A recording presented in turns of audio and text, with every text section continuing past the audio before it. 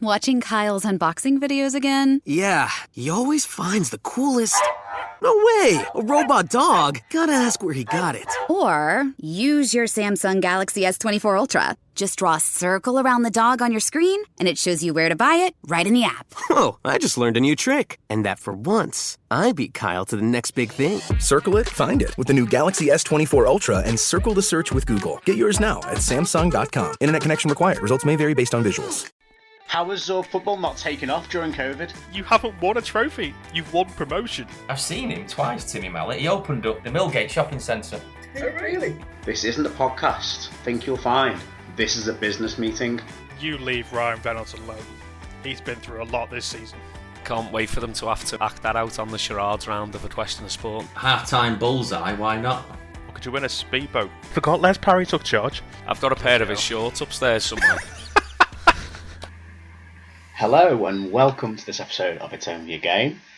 And with the transfer deadline day having just passed, we have to say we have had a few loans out on the deadline day. Matt and Dak are otherwise got other priorities tonight, so they can't join us. But we have, rather like good management and a good team, we're able to soldier on with a reduced squad. It is just Greg and I tonight. Greg, how you doing?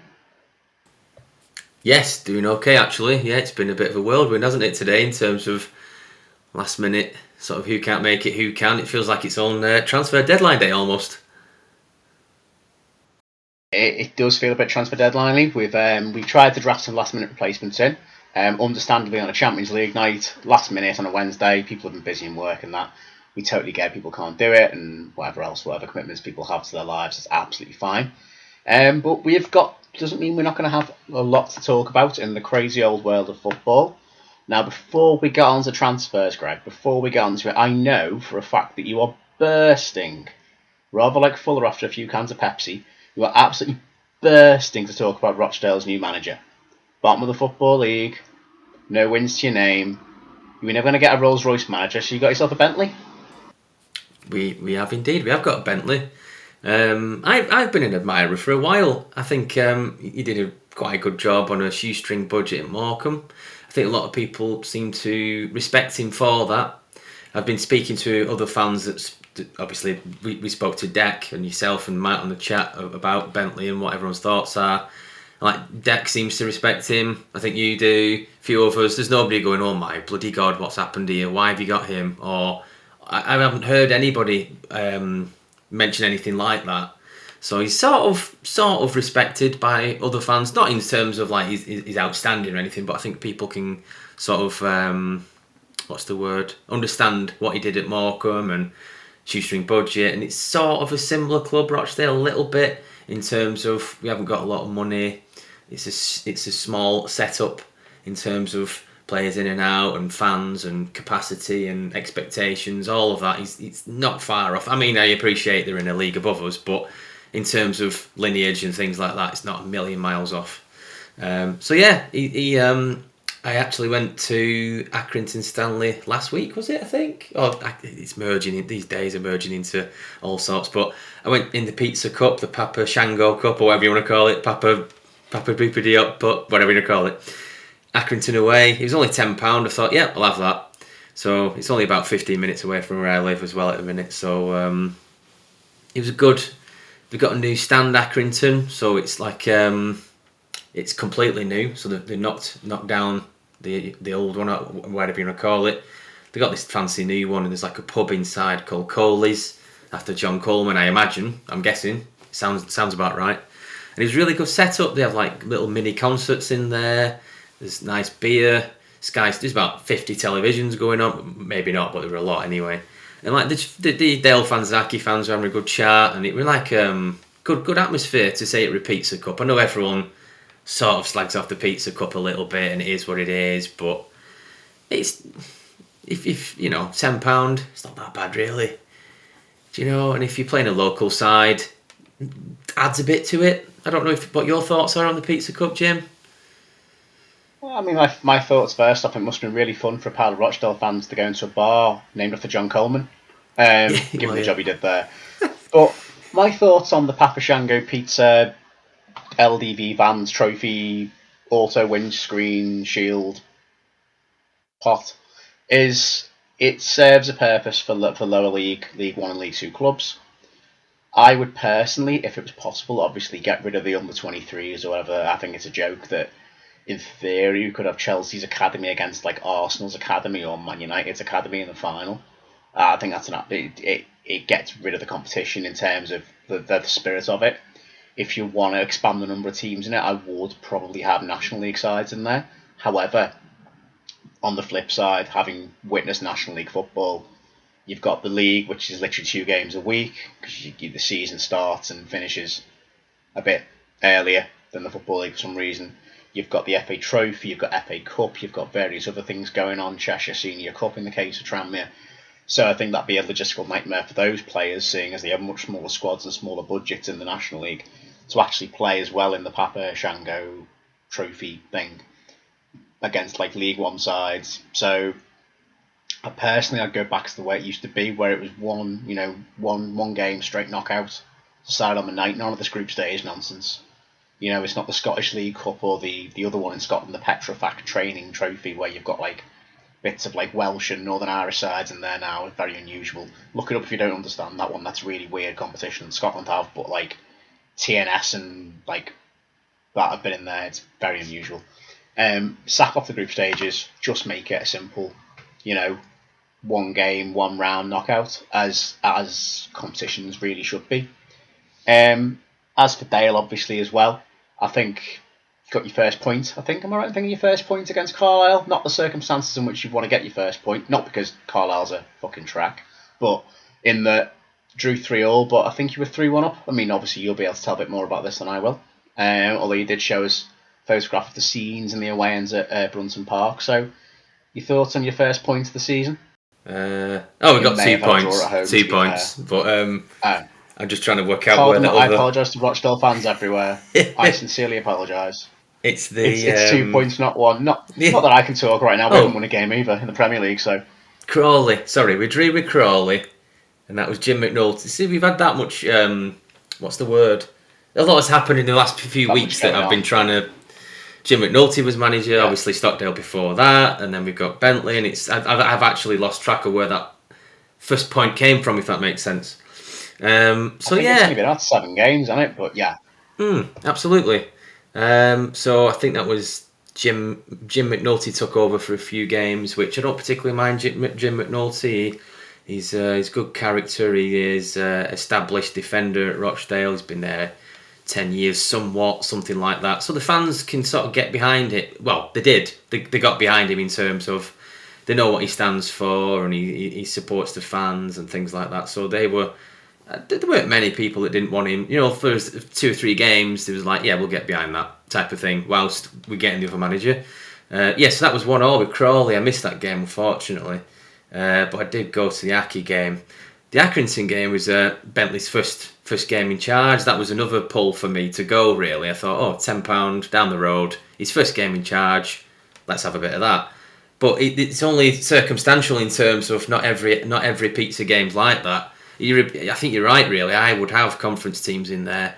I don't know if you could do it sort of regional in terms of if you put like Oldham, Bolton, Rochdale and Bury in one pot, that would spice it up a little bit. Or if you put Tranmere with Morecambe or what have you. I don't know if that would benefit anybody. Getting Bury in the competition at the moment, in fairness, but sorry, yeah. I don't think they allow 9th division teams in, but I know what you mean, yeah. Probably not. But maybe they could do that in terms of. I'd let them in. It'd be quite interesting. They'd bring good crowds. I think they might do, because if you look at Ramsbottom, I don't know. I can't think of any else. Maybe I'm going off a little bit there. I don't think you're going to end up with Ramsbottom United or Radcliffe in the Papa Chango Trophy, unfortunately.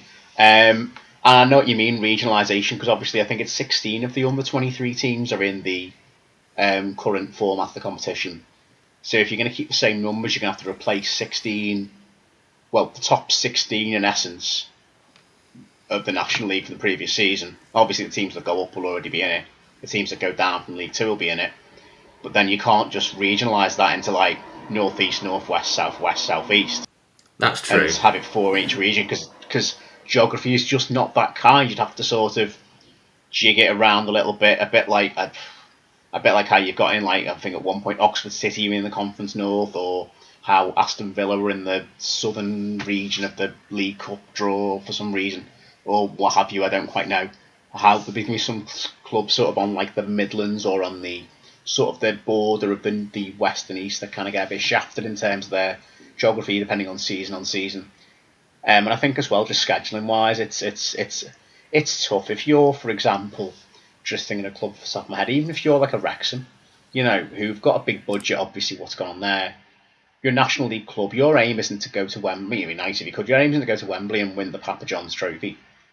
You know, you're going to end up with games potentially, if you're in the North West group, potentially going up to like a Fleetwood or a Carlisle on a Tuesday night, which is a trek from anywhere, but from North Wales, it's an absolute mesh. And when you've got league games, you've got FA Trophy games, you've got FA Cup, you've got all this other stuff going on. I think it'd be a bit too much for them, even with their squad. So when you factor in clubs with lesser budgets and smaller, you know, squads. So, I mean, I use an example again of someone like an Aldershot. I don't even know if they would have qualified based on being in the top 16 of last season's National League. But, you know, a smaller club, a smaller budget, would they be able to travel to, I don't know, I'm trying to think now who's in that part, Ipswich, for example, in the south east region. It's a bit of a mission, isn't it, when you think about their aim could be surviving in the National League, for example.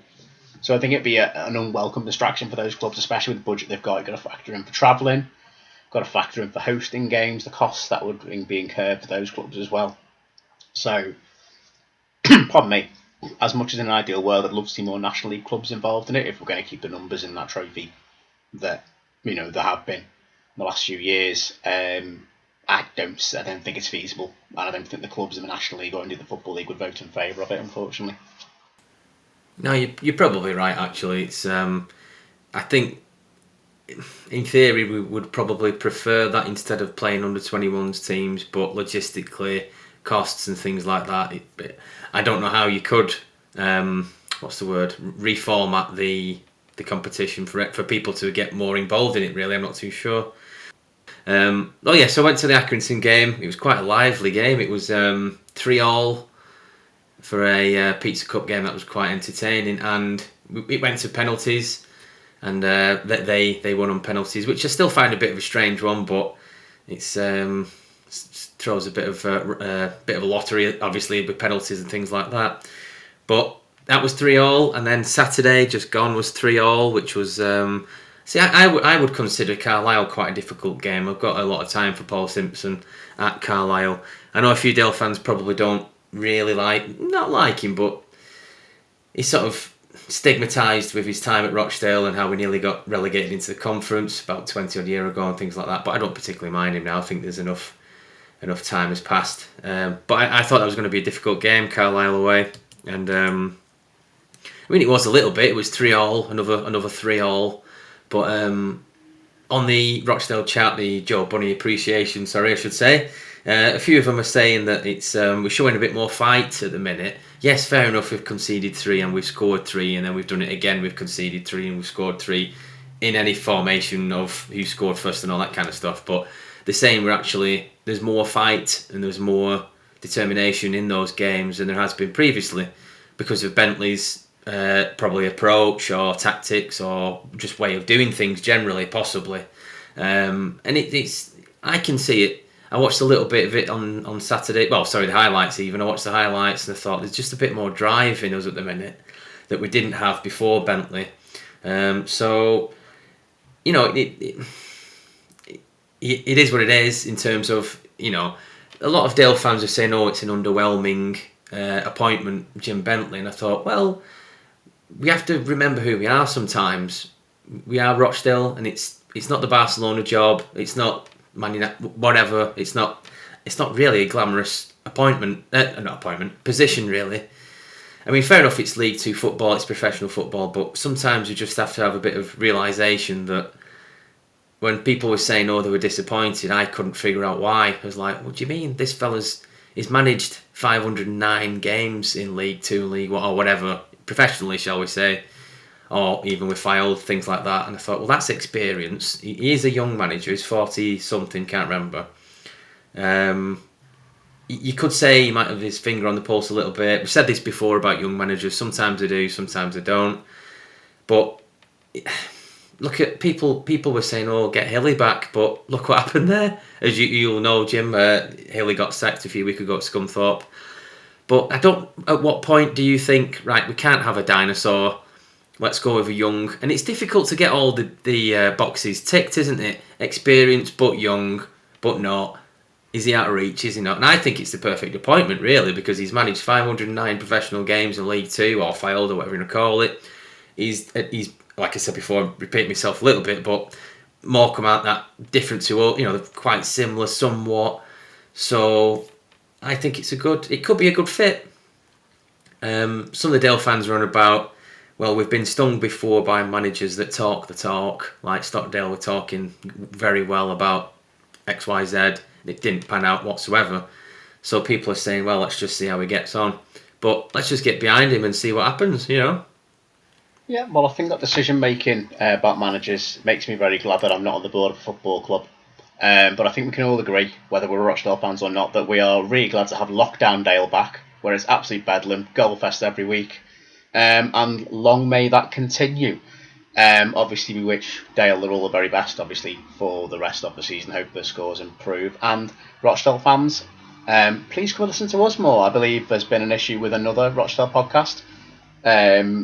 Only today been announced, but obviously we do discuss Rochdale. We have a Rochdale fan on the podcast. We won't always cover them, but please come and listen to us. Let's up our listenership. That'd be fantastic news. Speaking of bedlam, though, transfer deadline day. Any deals catch your eye, Greg? I mean, every summer, I annoy myself with this. Every summer and every January, I go, I won't bother with transfer deadline day this year. It's boring. It's the same old nonsense, the same old hyped up. Darmesh and Cave Sokol on Sky Sports News are absolute bullshit brothers. They know nothing. And then when it gets to about, I was working from home, and I'm not proud to admit this. Obviously, I was doing work as well, but then part of me got to about 11 o'clock, and I thought, should I put it on? Should I see what's going on in the world? And I was like, ooh, transfer deadline day. Every year I get pulled into the drama of it, and it really, really annoys me, because I shouldn't get pulled into the sexiness of it. Because it's the same old craziness. But any deals around the last few days of the window take your fancy, Greg? Anything you think that's interesting, that's good, or just weird? Personally, I thought Aubameyang going to Chelsea was a bit odd. It felt like a very pro-Evo sort of transfer, and I don't know what I mean by that. It's sort of, you don't get many players bouncing around that often. I'm assuming he's played for Arsenal, Barcelona and possibly Chelsea in the space of 18 months. Surely. I think so. He was only spotted in January, arriving at Barcelona airport with allegedly without Arsenal's consent at the time. Right. To sign for Barcelona. And there was a whole drama over that where, was he going to sign for Barcelona? Had there been a deal agreed with Barcelona? There hadn't been. Then there had been. Then eventually he signed. I think that was one of the last transfer deadline stories in January. So for him to have moved on again within 6 months, admitted to join his former manager at Dortmund, and as of today, look how that's gone. He's literally played one game, lost in Zagreb, and his former Dortmund manager, who he got on so well with, has now been sacked. So, do you know what would have been funny? If the transfer window was still open, do you think he would have put a transfer request in? Obviously, surprise me. I want to go back. I don't think you can. I don't think you can move twice. Obviously, apart from loan moves, I guess you probably could have got a loan back to Barcelona or something. But I think there was a rule about you playing for so many clubs in a season. There was a FIFA rule. Is there a rule for any more than two or three clubs? Somebody listening will correct me, I'm sure. I think it's either 2 or 3 clubs in one season. You can't play for more than that. I mean, I don't know if that's permanent or includes loan deals. I don't know. But there will have been something probably stopping him from literally signing one day and then moving on the next. It's like doing a David Unsworth. I was just going to say, like, Anelka must have been close. I feel like Anelka probably did do at some point. I feel like there was a one-day spell at AC Milan somewhere or something. There wasn't, but I feel like that was. Yeah, it was a weird deal though. I think it fills a job for Chelsea up front. Well, it's not a long-term solution. No.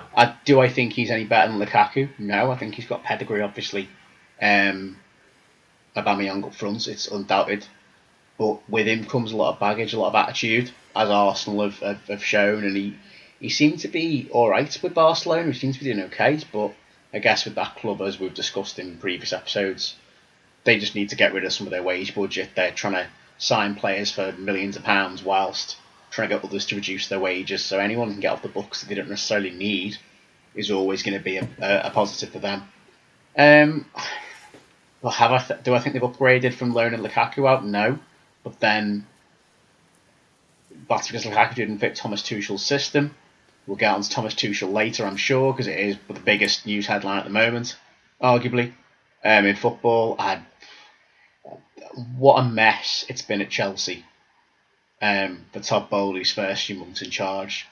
And they still beat Everton and Goodison. But what a mess it has been in terms of players coming, players going, managers, scattergun transfer strategy. I do worry for Chelsea a bit this season. And Aubameyang maybe looked upon ultimately as like an agent. Aubameyang as a mole to bring down the club, and an Arsenal man who's with an Arsenal tattoo no less. Can we just stress? Playing for Chelsea. So yeah, very strange deal. I hope for his sake and for Chelsea's sake it works, but I'm not. It does stink a bit of desperation for me, that one. Were there any that you spotted, Jim, that you thought, hang about, what's going on here, or anything that caught your eye? A few odd ones. I think, from my own perspective, us loaning out Dele Alli to Besiktas was odd. Not least because, a bit like with Aubameyang to Chelsea, Barcelona/Chelsea, we'd only just signed Ali from Spurs, or Dele, I should say, from Spurs in January. But I think there was obviously a clause where if he only played a certain amount of games before we had to pay a certain amount of money. He wasn't really doing it, but more that the club he's got to, it's almost a cliche that any sort of failed Premier League footballer ends up in Turkey. You've seen it with the likes of Balotelli. I've heard rumours of Nathan Redmond going over to one of the big three Istanbul clubs. Mesut Ozil's over there now. Not that he was failed in the Premier League, far from it. But, players that go off the boil a bit. But for all intents and purposes, Dele's doing really well in Besiktas with Wout Weghorst, who played for Burnley for 6 months as well, if you remember, in the squad as well, amongst others. He's actually started really well in the Turkish Super League, so fair play. So that for me was a bit of an odd one. And another one, which I'm sure people will have more knowledge on than I will, was Dan James to Fulham. Now, I didn't think Dan James was doing that bad at Leeds. I thought he was a good player. I thought he fitted their system rather well. I think he's a handy enough player. He's a little bit lightweight, but he's still only youngish and he can build himself up. And I think Fulham have done really well to get him on loan to the end of the season. I think Fulham have got a really solid squad now going forward, as has been proven by some of their results. I think he'll prove a lot of people wrong in a World Cup year, desperate to get to the Welsh World Cup squad, which I'm sure he will. Injuries, barring injuries. So again, I did wonder why Leeds got rid of him, but then I guess, I'm sure Leeds fans, Fulham fans, whoever will be able to give me a more insight on that one. Because to my knowledge, he played in the win over Chelsea, seemed to play pretty well on that 3-0 win for Leeds, and then was out the door not long after. So I do find it weird when players, that's the nature of the game. If you're a footballer, I guess you must get used to it, how you can play for a club one day and then be told you're gone. You're going down to wherever, or up to wherever, or on loan to wherever the next. I do find that quite bizarre, but I guess that's just the nature of the game and the nature of being a professional. Yeah, there just seems to be more movement in the transfer markets these days than there ever has been. Obviously, we're talking about Aubameyang leaving 6 months later Barcelona. Dele Alli's not been at Everton that long. There'll be a few more that I can rhyme off. There were one that was an ex-Dale player that caught my eye, which was, I thought it was unusual, and then I realised that this club are in European competition. Was like, maybe that's why he's going. But Humphreys went from Wigan to Hearts. I don't know if you saw that one, Stephen Humphreys. And I did question it, but I thought, what's going on there? And then I looked into it, and Hearts are in Europe, and I think they're playing Fiorentina, is it? Possibly? They've got Fiorentina and some others, RFS, who knocked out Linfield in the Conference League. I can't think where they're from. I don't want to say Latvia, don't know. But they've got Fiorentina in Europe, and I think... Yeah. Go on. Sorry, yeah. I just thought Hearts are a big club. Yeah. They are, which they are. I just thought it was quite an unusual move. I thought, he seemed quite settled at Wigan and they were doing well, or on some level. I thought they were doing all right. And then bang, he's at Hearts. And I thought, how's that come about? And then I've seen a few more players go to Hearts. Obviously, you're saying Hearts are, a well-established team in Scotland and doing well, and they're in Europe and things like that. But would they be going if they weren't in Europe? I wonder. I don't know. I mean, they are in Europe. They've just announced the signing of Robert Snodgrass today on obviously a free agent, a part of Midlothian. I think the Scottish League's a funny one because they've got European football. Well, in the case of Rangers, Celtic and Hearts this year, they've got group stage European football. Dundee United got battered out of Europe by ours at Alkmaar. It's not the last time they got battered this season. They've been very poor. But it's a very funny one because you've got that top level football, but the budgets are arguably Championship League 1 level, probably in some cases some of your lower clubs for League 2 level. So you see a lot of players will move from League 1, League 2, Championship, lower Championship to play for clubs that are battling for European spots in the Scottish Premier League, and it's very unusual to see, like you say, ex-Rochdale, ex-Tranmere, ex-whoever players that you'll think, I remember him. Well, how's he ended up playing up there? How's that happened? And you think, they were playing League 1 not long ago. Are they now playing against, I don't know, Fiorentina or Barcelona in Europe? How's that worked out? So, I mean, like you see the Rangers side that got to the Europa League final last year. You look at like John Lundstrom. Remember John Lundstrom coming through at Everton thinking he was okay. Never did much, and he was banging it round for Sheffield United in League 1, the Championship, and next thing he's in the Premier League. Wow, he's playing European final for Rangers. It was like, what a strange progression, but it's there. And I guess if you put yourself in the shop window, from Humphrey's point of view, if you put in a good performance at Fiorentina, there's always going to be scouts watching. You've got 6 games in Europe in the Conference League, potentially a chance to progress beyond that to become top 2, and it's a chance to get a potentially to bigger stage, to get a bigger move, wherever that may be, whether it be a Premier League club coming for you, whether it be a club abroad, which we're seeing more and more now, British-based players going abroad, which I think is fantastic. It's an interesting one really that the players do that, but I think given the choice of a hectic schedule in the Championship or the same money to play less games in the Scottish League, sometimes lesser standard with some of the poorer sides, and the chance to play Europe, I think most of us would take it. Yeah, I don't particularly blame the lads. It's opportunities, like you say. Scouts will be watching the European games, things like that. They can put that on the CV in terms of I've scored against such Italian players or what have you. And it's something different. It's a different challenge, isn't it, really? I know, obviously, there are a few big teams in League 1 that you got your Bolton, Ipswich, Sheffield, Wednesday. There are big teams in there, but sometimes maybe it's just the new challenge, Scottish football, adapting, not too far from home, and then you've got the cherry on the cake, which is the European football. So maybe it's just a bit of everything. But yeah, I don't particularly blame the lad.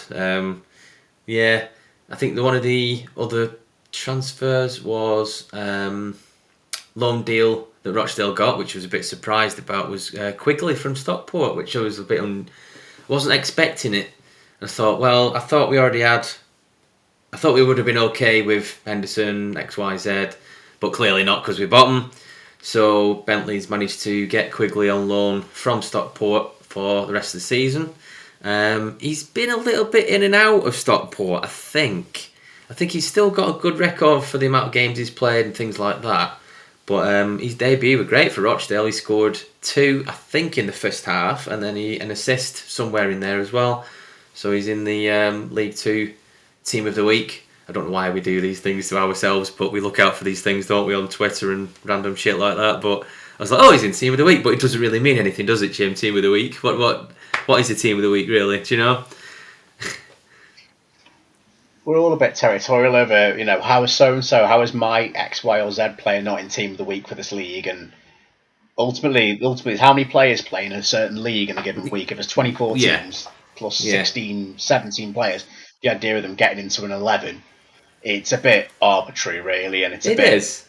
Everyone's a bit biased because, how's this player not got in? Well, because you've only watched one game from that league. These people have followed like every game in their own way. They've got team people, but yeah, Quigley's got a good record league too. Stockport, Barrow. I think he was at Wrexham on loan for a while. Am I right in thinking he went to Blackpool, a bit higher up at one point? I could be getting confused with somebody else. I'll have a look. But no, solid record in League Two, and I don't think we can discuss transfer deadline day without discussing the biggest deal of the day, of course, financially, somewhat obscenely. Man United signing Anthony. Now, first off, what is it with United signing Brazilians who go by English names? Fred, Anthony. Who's the next one going to be? Like Jeff. But let's put bets on it. I think on a more serious note, he's a very good technical ball player as Anthony. I remember watching him for Ajax quite a lot. And obviously, you know what you're going to get with Ajax players. They're always going to be very technically good players, whether they've got the physicality, whether they've got the speed necessarily to play in the Premier League at this level is a different story. He's proven to be pretty good against Arsenal at the weekend. But I do think it's a funny one because everyone's going, the United overpaid, he's not worth that much. Well, no. But, and I don't know what your view is on this, Greg, but to me, transfer values now aren't up to the buying club. If Anthony's worth 86 whatever million to Ajax, that's what you've got to pay. It's like when Crystal Palace were rumoured to be selling Wilfried Zaha. They obviously haven't. Zaha's not worth 100 million. Well, he is to Crystal Palace. So either pay it or don't. Don't argue. It's a seller's. If the player's got a long enough contract, it's a seller's market. Which is why, of course, we've seen the obscene amounts of money the Premier League have spent this summer. I don't know if you've seen the statistics, but the Premier League has spent about £2 billion net compared to the other big 5 European leagues. The only other league that, and I won't even say comes close, the only other league that I think spent a net spend this summer is La Liga, and which is in double digits, if that, like about 12 million, I think, or something. I don't have the exact numbers to hand, unfortunately. The other leagues, Liga, Serie A, Bundesliga, have made a profit based on the sales they've made to the Premier League. Largely to Nottingham Forest, it would appear, because they've spent about all their money on about 5 new squads. But I don't know what you think your thoughts are on the market, and is it a seller's market, and also the gap between the Premier League's money and the rest of Europe? I mean, it's funny that I can see where you're coming from in terms of, is this player expensive? Because it's never the fan of the club. Sorry, it's never the fan that supports that club that says that.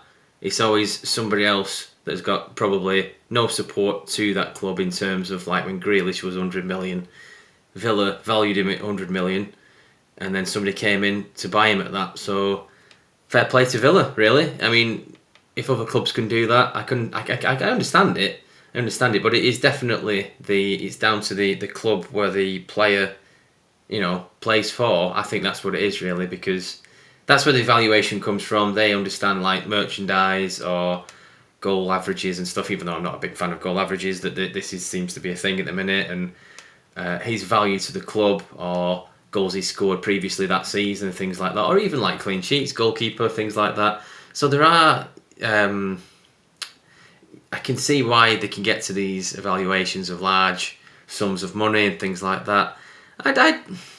It's been mad for years, really. It's been crackers for a long time. Like, I thought years ago, what was it? I don't know, because people always say, like, Shearer, was he 10 million years ago? Something like that. And now everyone's like, he costs 10 Shearers, and you can't really do it like that anymore, I don't think. And then Shearer was 15 million back in 1996, which was a world record transfer fee at the time. That's the one. You pay 50 million for your backup goalkeeper these days. Inflation's gone mad over the last 20, 30 years. I sort of do. I think there is I think Femi, who we've had on before on the Men in Blue version of this podcast, Femi ran about it in terms of English players are quite expensive and things like that. I can understand where he's coming from, or I think I've had this discussion with him recently, because that gets a bit silly, because if that was an Italian player, like you say before, the Anthony lad, things like that, some of it I think is a bit inflated when it becomes an English player, because he plays for Chelsea or United or whoever. But if there was said as a player of the equal ability in the Dutch league, you know, it would be different. But I don't know what your thoughts are on all that, Jim. The English players, they extortionate. I think English player tax is changing now. Not in that English players are getting cheaper, but I think it's become an English club tax rather than English player tax. I think now foreign clubs looking at English clubs going, you have so much money that we don't need to sell for that price. I think you look at like the Anthony deal from Ajax. Yes, years ago, Ajax would have probably sold for 20 million to United because he was a young Brazilian from the Eredivisie. Whereas, for example, Anthony Gordon getting rumoured for 60 million. Now, if it was Antonio Gordinho from Empoli, he goes for a fraction of the price. But I think now, with the money in the TV deals, the Premier League have made more money from the foreign TV deals this year than they have from Sky and BT. Again, don't quote me on the figures. I just know certain things I pick up from listening and reading various media. It's so awash with money that it's almost like this talk of the whole Super League thing, which I know is a different topic altogether. It's almost like now we have got our own Super League. It's just the Premier League. In that Nottingham Forest, I know I go back to them, but they're a proud example. They've spent, I think, 25 players or something, like 24 players they've signed, albeit some on loan. They were competing as a newly promoted club in the playoffs with the likes of Bayer Leverkusen, who are in the Champions League, who came fourth in Germany last season. You know, they're competing with them for players, which is obscene when you think about it.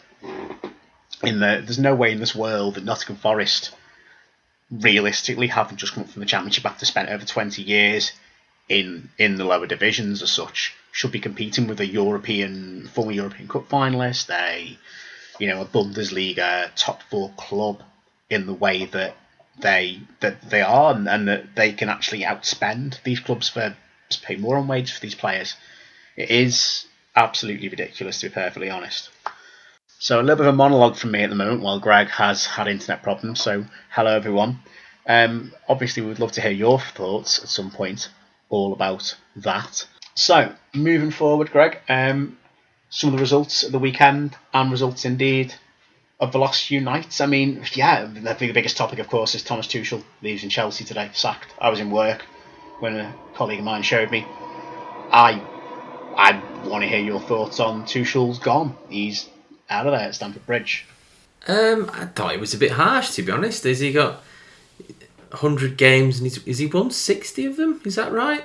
I think I saw some sort of... I'm going to have a look at the statistic. I don't know. It doesn't surprise me because it is Chelsea. It doesn't surprise me because that's what they've been doing for years. They just sack players or managers like nobody's business. I don't know. I thought it was a bit harsh, really.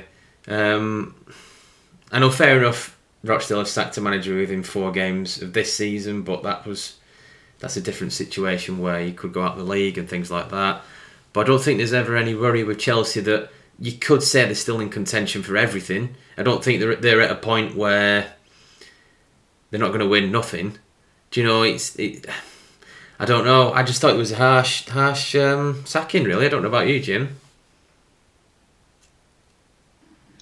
I could see it from 2 perspectives, in that my first one agrees with you in that it was harsh. My first thoughts were, ooh, that is harsh. I've got rid of him because we shouldn't forget that this is a European Cup winning manager at Chelsea who had made the final of Paris Saint-Germain the year before. He made them world champions as well in 2021. And as well, we shouldn't forget that he was 2 penalty shootouts away from winning the 2 domestic cup finals last year. Okay, he didn't win them. And I do think I won't say any other club, but I'd say in any other league, he would have been given more time. He would have been given more chance to build the squad and his image. I don't think the recruitment's helped him. I think it's been very scattergun, as I alluded to before. And I do think as well with Tuchel, I don't think he likes to be in charge of the transfers. I think you leave him in charge of the transfers, he doesn't quite know what to do, where to go. He likes to be sort of have the director of football or those in charge bring in the players for him that kind of he sort of sounds out or works with them on. For example, when at PSG, Monaco, is able to go and get Kylian Mbappe from Monaco. He was given that player, work with him, perfect, great, we'll do that. And he's got a fantastic squad of players there, but again, some players like Sterling, great deal. Others, you do wonder why they've gone and spent big money on Wesley Fofana from Leicester when they've already got the likes of Thiago Silva. A centre half, yes, they probably need reinforcements, but it's a lot of money to spend on him. You've got Ben Chilwell already, but then you go to Brighton and spend 60 million on Marco Correa. Do you need to spend that kind of money? It does feel like he's probably been a victim somewhat of the power vacuum at the top of the club. With Abramovich going, with the director of football going, whose name escapes me, with the Abramovich era finishing, and Todd Bowley basically acting as club owner, club chairman, / sort of sporting director. I feel like there's been clearly a disagreement between Tuchel and Bowley in terms of the direction of the club. Bowley clearly wants to keep up the big spending. That's what Chelsea fans become used to. And I think Tuchel wants to be maybe a little bit more pragmatic with things. I don't quite know. We may never know what goes on inside the walls of Stamford Bridge. Obviously, it's a very mysterious place anyway. It's a very things have kept as have been for the last 20, 30 plus, and probably way before that, many years. I do, like I said before, I do worry for them, but at the same time, you look at the results and go, well, yeah, it hasn't been good enough. If you're Chelsea, you haven't won a cup last season. You've lost 3-0 to Leeds. You've lost to Dynamo Zagreb. You've lost at Southampton. You've not, you were a dodgy VAR decision away from dropping points at home to West Ham, as well as also drawing at home to Tottenham. The fight with Antonio Conte. The signs have all been there that Tuchel's not been a happy man at Chelsea, and it's not been a happy squad. Certainly since the start of the season, and argue the way they dropped off at the end of last season to just about qualify for the Champions League. Chelsea expect more. Chelsea do expect more. I'm not saying that they're right or wrong for expecting more. It's just the expectation that club have put on themselves for the success they've had over the last 20, 30 years. So in one way I thought it was harsh, but in another way I could see why the club might think it now under new ownership to go in another direction. I don't know who they go for next. Obviously, Chelsea can attract a good manager, can't they? They have done the past 20 years under Abramovich, or 20, whatever it's been. They can attract a good name, big name.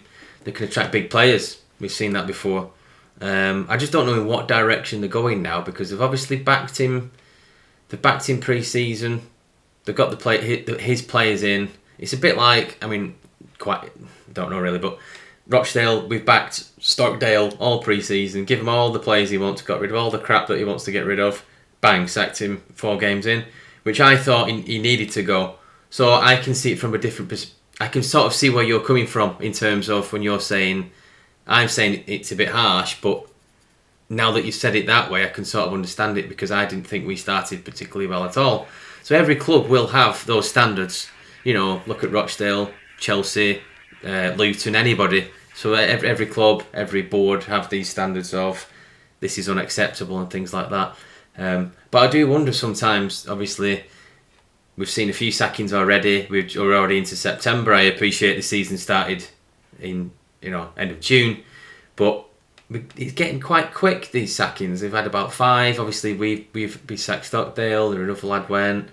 This lad.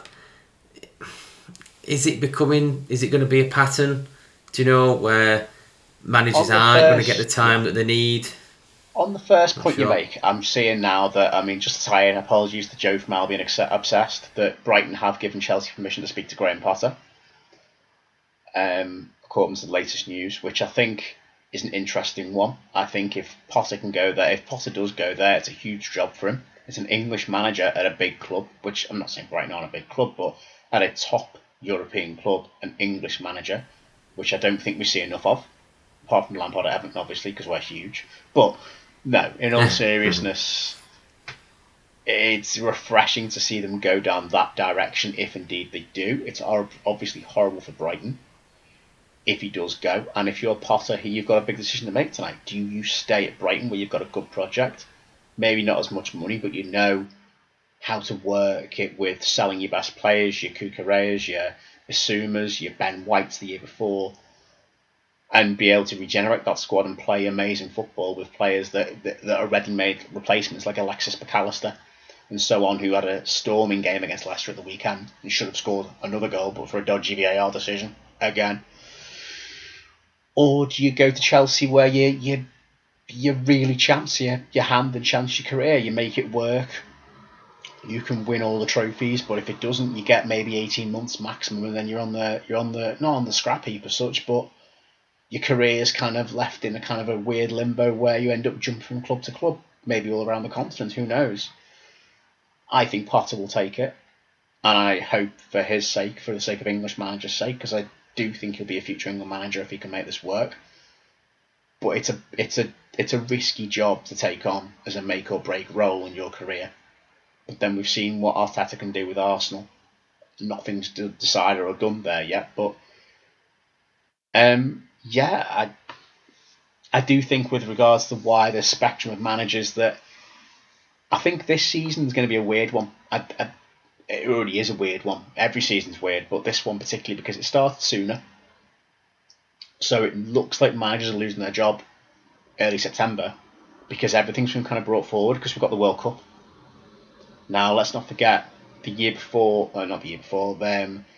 kind of resembles when Mourinho was first sacked by Chelsea, in that they lost the league to United in 2007, won the FA Cup in 2007 in the May. Then come the September, they drew at home to Rosenborg, the Norwegian champions, 1-1, and then Mourinho was sacked the next day after all the success he'd had. So there is parallels between Mourinho and Tuchel, if you will, there. In that, not a good start in Europe, you're gone the next day, which I think is a bit impatient, but it's what Chelsea do. This is nothing new as we've established, but I think this season clubs are worried because if they don't start well, you've got essentially, in essence, a month off in the middle of the season. And then who knows what your squad looks like in January? Because after a World Cup, transfers, we say it was bedlam this transfer window.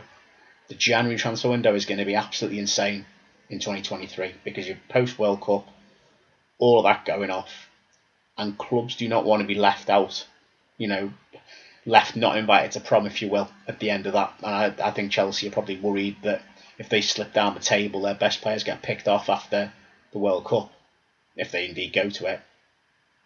And where does that leave that club? So, and at the same time, you don't want to be out of Europe before the World Cup because the group stages of Europe happen very, very quickly this season.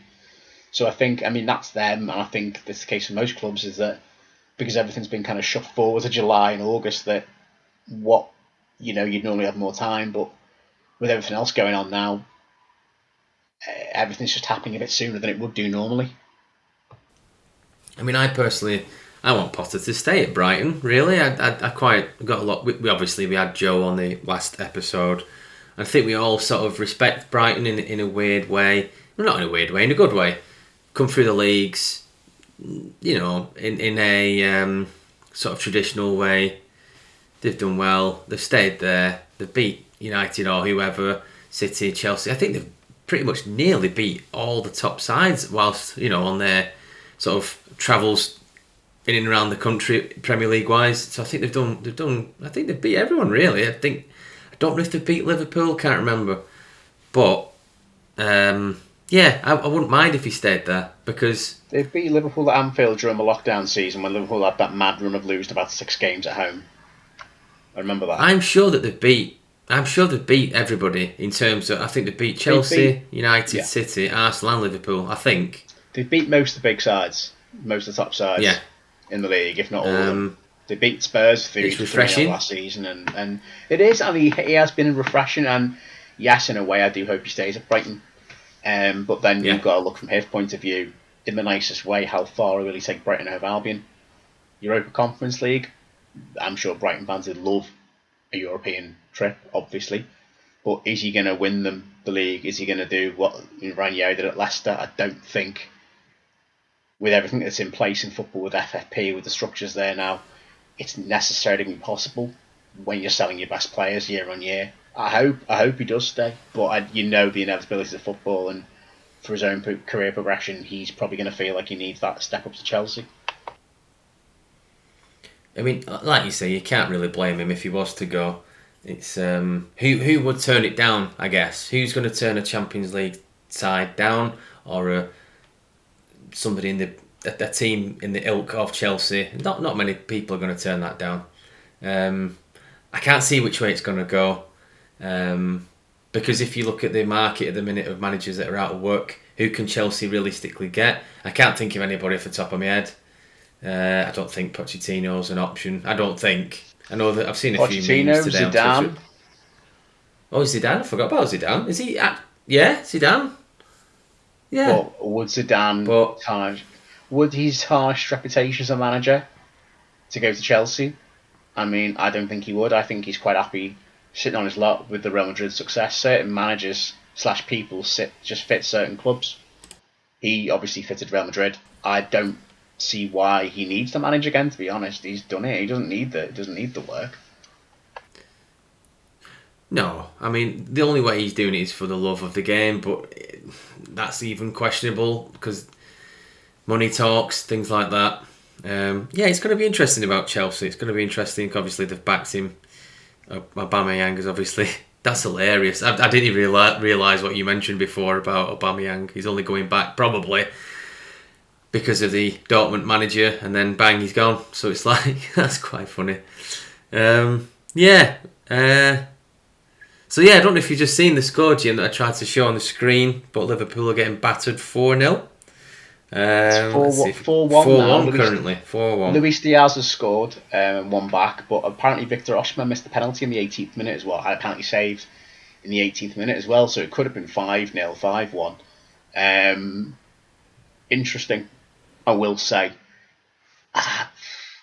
I'm careful what I say about Liverpool on here for a lot of reasons. Not least because I don't want to be labelled better Evertonian, but also you just know Liverpool will turn things round. But I wouldn't mind discussing briefly the Merseyside derby before we go on to the end of our episode today, purely because I actually sat and watched it, which for me to sit and watch an Everton game, let alone a derby in the current climate of us being absolute shit, is something else. But I actually really enjoyed the game. I thought it was a really fair... I mean, Liverpool fans will feel free to disagree with me on this one. I thought it was a really fair, open game.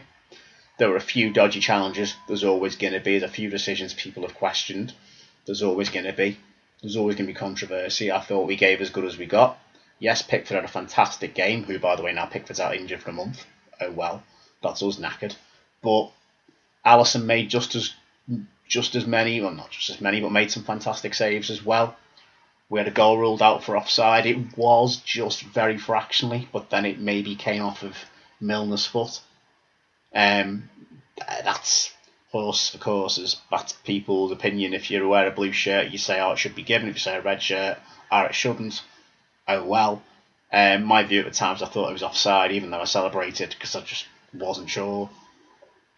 And I honestly thought we played pretty well. Shout out to Alex Iwobi, who I think has turned around his form in Everton's midfield. Now he's playing more centrally. And as well to Nathan Patterson, who I think was, for a young lad who's come from Glasgow, first experience of a Merseyside derby, kept a really good shape, kept a really good form, kept Liverpool quiet on the whole. And yes, they're always going to have chances because they're a better team than us. There's no bones about it. We are a bit of a shambles of a side in Premier League standards, and they are one of the much better sides. Although they have got deficiencies this season, maybe some of the players are getting a bit older now. They need to recycle the squad a bit more. They miss Mane, they miss certain players in midfield. Clearly by the Napoli result, and even by the, well, not result yet, but the scoreline, and maybe by the United result, there are deeper problems at Liverpool. Now Klopp's in his 7th year. As he got to his 7th year at Dortmund, then he found there were major issues at the squad. So, yeah, I mean, I really enjoyed the game, I must say. And I think if we play that well against not as good teams, then we should be fine. I still think we're on for a bottom half finish. We're on for a bit of a struggle. I don't think we've got the firepower, which, judging by the fact that we've not won a game, judging by the fact that we've not scored many goals, I don't think it's a massive surprise. But defensively, we look a lot more solid like Sarkodie and Tarkowski than we ever did last season, which is a massive improvement. And the players are playing for the shirt, and they show a bit of passion, which is all you really want at the end of the day. If you can't win, at least don't lose and give it a bit of oomph, really. So, yeah, that's that. I mean, scores at the moment are very interesting, as you know. Obviously, Liverpool getting a bit of a pummeling so far in Naples. That may well change. There's still a while to go yet. And obviously Chelsea losing in Dynamo in Zagreb, I should say. City, before we go, comfortable away at Sevilla. Very comfortable. Very, very comfortable against a Sevilla side that are flattered to deceive. I mean, do you think City will just proceed all the way to the title this year, or do you think there's a few more hiccups on the way for them? It's a very impressive squad, isn't it? You look at City, Haaland, what has he scored? Whatever it is already, you know. I think it's like 12 in all competitions in like 6 games or something mad. It's something ridiculous like that. How old is he? Is he 20 or 22? I can't... He's just 20. He's 20. Right, that's ridiculous. That is it really is ridiculous. I don't know, because there has been there's been a few seasons even where I've thought this is the season that City win it, and they haven't. So this is before they had great sides. When they got to the final the other year, I thought, yeah, they're going to do this. So I'm not too sure, because there's seasons where, you know, I put my house on it, and then they haven't done it. And this is just the same. This is a very good squad where you think they should be, you know, walking the Champions League, and then they might not do. It's one of those, isn't it, where signing a great player or a good player isn't always a guarantee. I know we've got quite a lot of games left, obviously, until Champions League crunch time, knockout stages, things like that. I don't know. I mean, it all looks geared up that way, that they could win it. But because there's so much time until we get to the final on the knockouts, it's so difficult to say. And even with League Two, like any league, I'm obviously going around the different teams and different situations there, but looking at Rochdale, like, people like, oh, you're down already, and I'm like, I don't know. We've got 40 odd games left. So that's the case for anybody, do you know? So it does look like they could do it this year, but I've thought that before and they haven't. So it's yeah, I don't know. What do you think they might do, Jim? There's an interesting one with City. I still think there's deficiencies there, which sounds mad to think about the Premier League champions with one of the best centre forwards in the world up front for them. I still think there's deficiency. I'll explain what I mean, in that they're liable to conceding goals this year, more so than City of the past few years. Will take a lead, go ahead, win, and then they'll go win 2-3, 4-0. Certainly at home, but even away. We've seen it this year now, where in the odd game where they've, for example, okay, it's a glorified friendly, but the Community Shield, they lost 3-1 to Liverpool. Okay, it's not the biggest thing in the world, but City in the past probably would have either not lost that game or taken it to penalties. You look again at, for example, Palace at home. Yes, okay, it's Palace at home, usually City's kryptonite, and yes, they ended up winning. But they still went behind. They're still, and if Palace had maybe been a bit more shut up shop that day, or if they've been a bit more resilient, or who knows what could have happened, Palace could have won that game. 2-0 up away at City. There's no reason why, other than sheer individual quality of the legs of Erling Haaland, that they weren't going to win it. And then you look at 3-1 up at Newcastle, drew 3-3. 1-0 up at Villa, and a Villa side that was, okay, they beat Everton, but had been woefully out of form. And to get pulled back to 1-1. And that's, there's this, I wouldn't even say a softness, because that's probably very dramatic with one of the best sides in Europe, but there's a bit of an underbelly to this team where they're not holding on to results that they would usually have done so.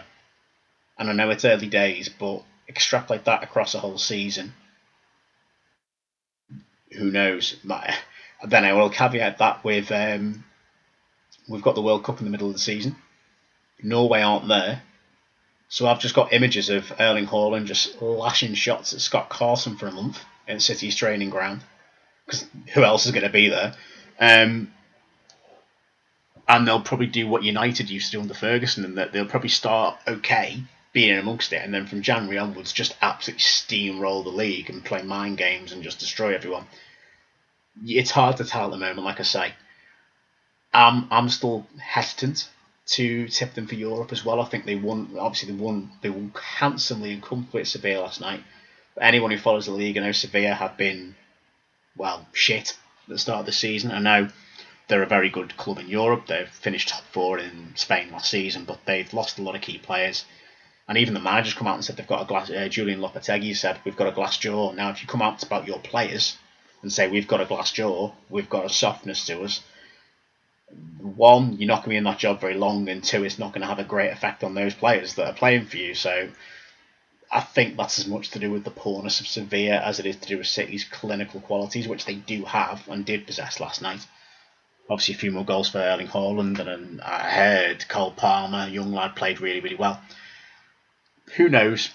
Yeah, again, like I say, I asked you a question. It is too, like you say, it is too early to say. There's still however many games left. You can usually get a good idea of a club, and of course they'll be up there challenging for all the major honours, but they don't look the complete set for me. But then, who does in September? And titles aren't won in September, so there is a long, long way to go yet, of course, for every club.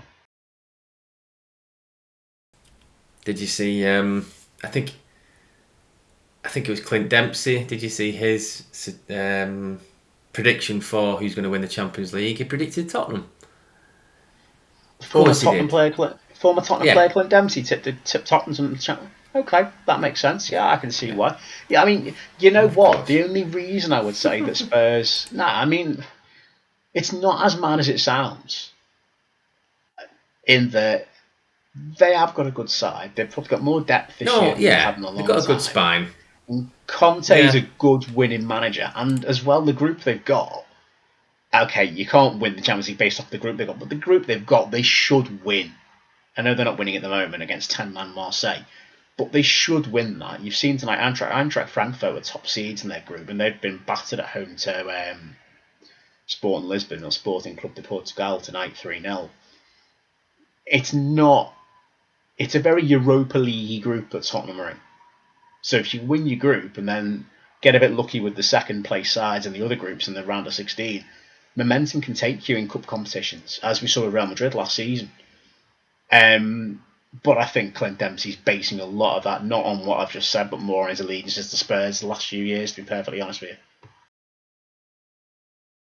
you. Yeah, fair play to him, you know.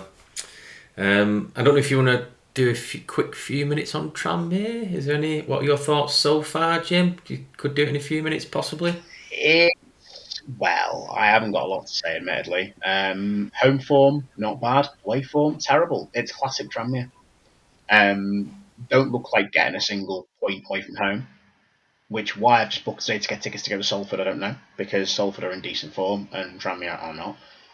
Home-wise, though, seen a few wins this year. Obviously, put up a good fight against Newcastle in the League Cup. Nothing wrong with that. It'll be distinctly mid-table at the moment, which is not what the fans want, nor what the club wants. But there does appear to be a real problem with Mickey Mellon and tactics and some of the players as soon as they leave, CH42 postcode, which is quite concerning, really, because you can't play away at Camel Erds every week in League 2. So, what are you going to do otherwise? Hopefully they find a way of turning it round, but I think there's just too much quality to have in the League 2 for Rovers to challenge, to be perfectly honest with you, this season. And again, it's early days, but the away form has been absolutely appalling. So I don't have much hope, but you keep going and you know what, maybe Salford will be the turnaround, and if so, that'll be a cracking day out for myself. I do hope that he beats Salford. I don't like them. I think majority of League 2 fans hope we beat Salford, but we shall see. Of course, that's the one. Hopefully there will be a packed out away end. It's only £15 a ticket, which is not bad. Not bad at all.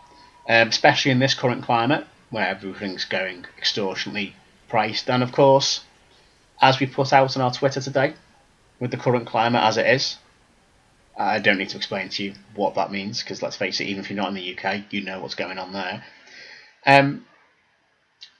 We wondered how, about the winter and about all the things that we're going to struggle with, and it's a bit depressing, isn't it, really? So we did wonder then, really, if you had to host a come dine with me style dinner party in this day and age, in this current climate, I know, right?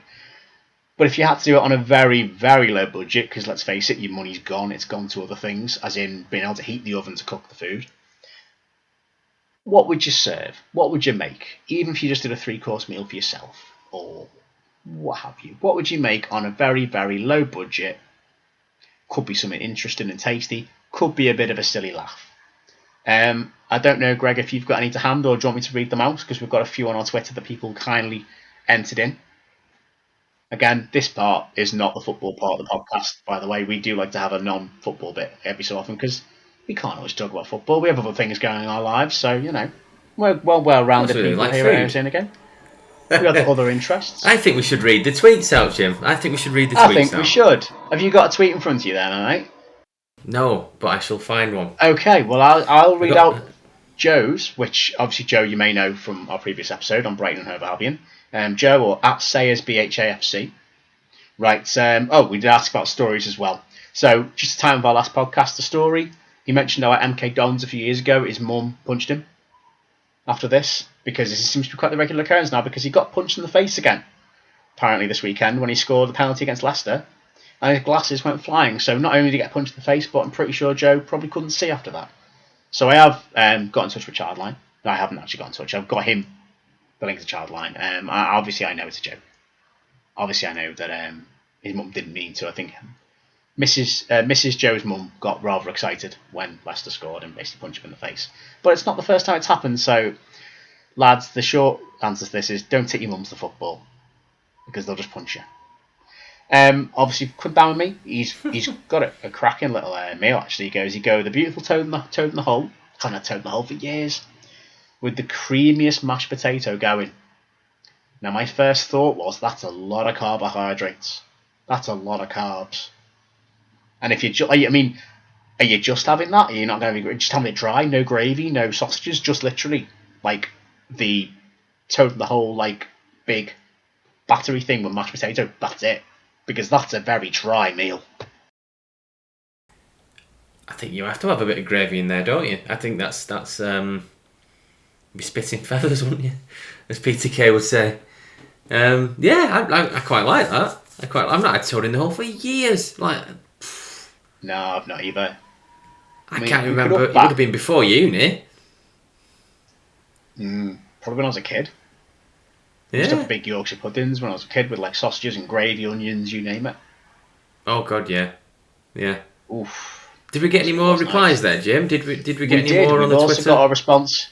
We have got another response from Dava, which took me a while to work out that it said that. And I quote, he's also at Dava, so that's DAVVA, or Dave, to give him his short name. Is that Morse code for something? Possibly. I don't know what he's trying to tell us, whether it's an SOS. For come down with me question, I'd get some snide pepperami for the starter, and a cup of Yorkshire tea. Has to be Yorkshire tea, apparently. Then for the main, a prawn cocktail butty with mayo on, and for dessert, a muller corner with the chocolate banana flakes. Easy win, trophy emoji. I have to say, the muller corner with chocolate banana flakes is a hell of a shout for dessert. That is... Mwah, dessert of champions. Serve that in Michelin star restaurants. But yeah, prawn cocktail butty, a little bit Roy Keane slagging off Man United fans, prawn sandwiches brigade type thing. But then depends what kind of prawn cocktail you're getting in it, really. I mean, if it's M&S, but then again, run a what's the word? A budget. Come dine with me. Yeah. So. Yeah. Yeah. So there was one thing I was thinking of. Today. Obviously, you can go for like beans and toast or anything like that. What I haven't had for a long time, and sometimes when I was struggling a little bit at uni, different things like that, fried spam with peas and a few chips. And I've not had fried spam for a donkey's years. And that used to be a regular thing for me. Ooh, also, there was something fried spam. There was something that when me and Brian Forbes used to live together, we used to get stag chili con carne in a tin, and it was amazing. Yes, Yes. Did you ever have stag? Oh, yes. Used to have stag chili con carne out of the microwave. Not literally out of the microwave, not out of the tin. I'm not disgusting. But yeah. That's like, oh yeah. But I don't know if that would count. I don't know. I think we've basically gone from low budget meals to what did you eat at uni? It sounds like from where we've gone to. I think students have got the right idea, because I'm there thinking of Rustler burgers and potato smileys. As not together, that's just carb overload. But yeah, I mean, hey, look, if you've got enough to sustain yourself over the next few months food wise, doesn't matter what you're eating, just stay warm, stay healthy, and enjoy the football if you can. I was thinking of desserts as well. Apple strudel from Iceland. It's like a log about that big. A quid. That'd go well. A quid. That'd go well with anybody. Yeah. Oh, £1.20, something like that. It's like a long. Yeah. That'd go down a treat, I reckon. That if you're doing like a you've only got so much money to go off. Dine with me. I think you'd be fine with that. I reckon as a dessert. Yeah, I mean, I reckon you could probably get a little bit of milk. Bit of fruit. The only problem with this, you'd have to buy a blender. Blend it all together. Or indeed, just make like a smoothie. But then I guess you've got to have a blender. Or alternatively, go for the classic. If you want a starter, get a bowl of cornflakes. They can be eaten any time of the day. I insist, you can eat cereal any time of the day. You can have the tea. Perfect. Why not? Doesn't matter what cereal. You could have cereal as a lunch. You could have cereal as tea. I wouldn't always. Well, I've had cornflakes tea before now, and I've had nothing else to in. It's a respectable thing to have it later on at night. It is. It absolutely is. Yeah. Not too heavy when you go to bed. 8 o'clock at night. Not too... Yeah, doable. I think, and you get plenty of meals out of it. A couple of quid for a box. You've got endless meals, though. Not endless meals. We've got a lot of meals there, because if you limit your portions, you can even meal prep. You can siphon off or compartment off. Good. Separate bits of the cornflakes, and you got your meal prepping done. There you go. The only thing about cereal these days, you don't get the free toy anymore, do you? Like when I was 30, talking like 30 years ago. You don't get the free... Boyce and Gromit or something. You don't get the free little football player or pod card anymore that you used to now. But then I guess we are in our 30s now, Greg. So I mean, we shouldn't be that arsed about that, really. Oh. But no, I mean it's just the time gone by, isn't it? It's the sign of the time. You don't get free toys and cereal anymore. Anyway, right, Jim. With that, we'd love to hear more of your low budget meals. Come down with me, student food, just general whatever the hell you want to eat on a low budget, or indeed if you've got any energy saving tips. I know we're a football podcast, but hey, it's topical. That's what everyone's talking about, and it would be remiss of us to just not discuss it at the end of our podcast. So, thank you very much to Greg for joining us tonight. We've made it work somehow. We've managed to get well over, as the time of recording, this will get whittled down, I'm sure, but well over an hour and a quarter worth of material from two people, which is quite something for even us. So cheers, Greg. Cheers, Jim. Yeah, thanks for joining us. We're going to have Deck and Matt hopefully next month or the next edition, whenever that is. We're not too sure just yet. We are hoping to have Deck and Matt back from their loan spells. In time for the next podcast, and maybe another guest. Who knows? We do this thing on the hoof from month to month. It's all good. It's only a game. Sports Social Podcast Network.